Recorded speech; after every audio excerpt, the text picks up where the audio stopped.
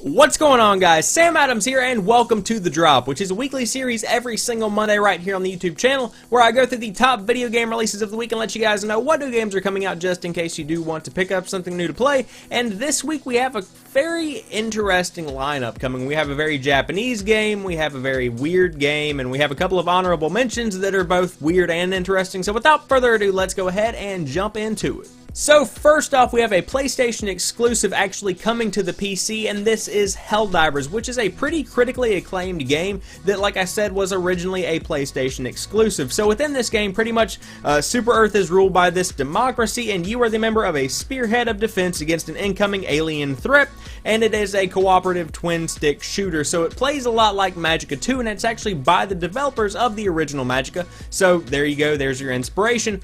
But it is a pretty cool looking game, I have to say. I never actually played it on the PlayStation 4, but being a dual thumbstick shooter, I am going to assume that if you are going to be picking this one up on the PC, then you are definitely going to want to have some kind of Xbox One or Xbox 360 controller nearby to go ahead and experience this game. You could always try with a keyboard and mouse. I'm assuming that's an option, but I don't really know. You can check it out on Steam this week for $19.99 if you are interested in it, and there is plenty of gameplay out there because, like I said, it is available on the PlayStation consoles.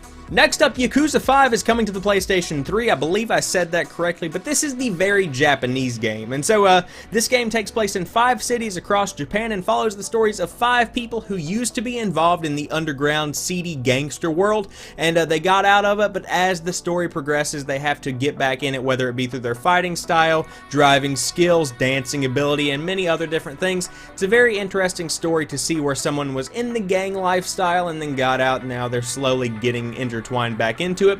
The story sounded really interesting, but this is a franchise that's always kind of captured my attention, but I've never actually gotten around to playing, so this is one that I might have to pick up if for some reason I ever come across a PlayStation 3 again after getting rid of it whenever I got my PlayStation 4.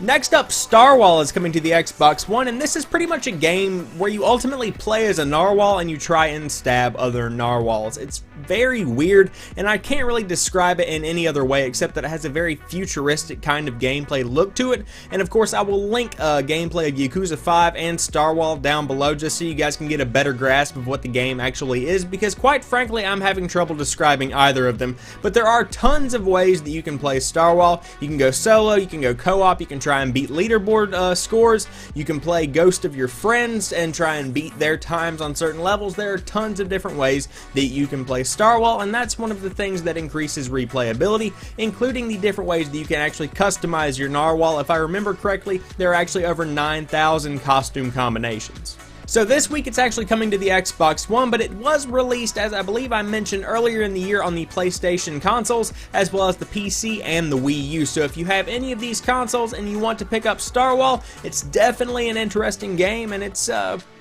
just weird in general, and that's a good thing. So next up, a couple of honorable mentions, and these are very weird. They're Earth Defense Force games, and pretty much if you've never heard of Earth Defense Force, you are a soldier of sorts, and you're just defending the Earth against giant caterpillars, spiders, giant bugs in general. It's a very Japanese kind of B-rated Godzilla movie kind of feeling, and it's just kind of hard to describe. Heck, why not? I'll link some gameplay down below just because I'm having trouble describing all of these today.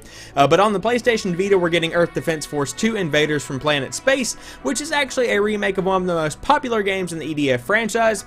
Then we're getting Earth Defense Force 4.1, The Shadow of New Despair on the PlayStation 4, which is an enhanced remake of Earth Defense Force 2025. So both are supposed to feel, like I said, like crappy movies from the late 80s, early 90s, so if that sounds like something you're interested in, then you might want to give that a shot. If you want my personal opinion on it, nothing this week is really worth going out of your way to experience, except for Helldivers on the PC if you're really into trying it.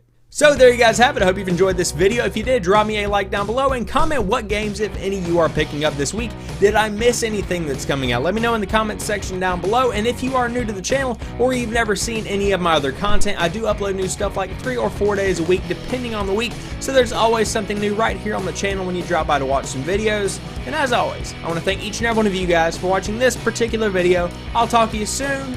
Peace.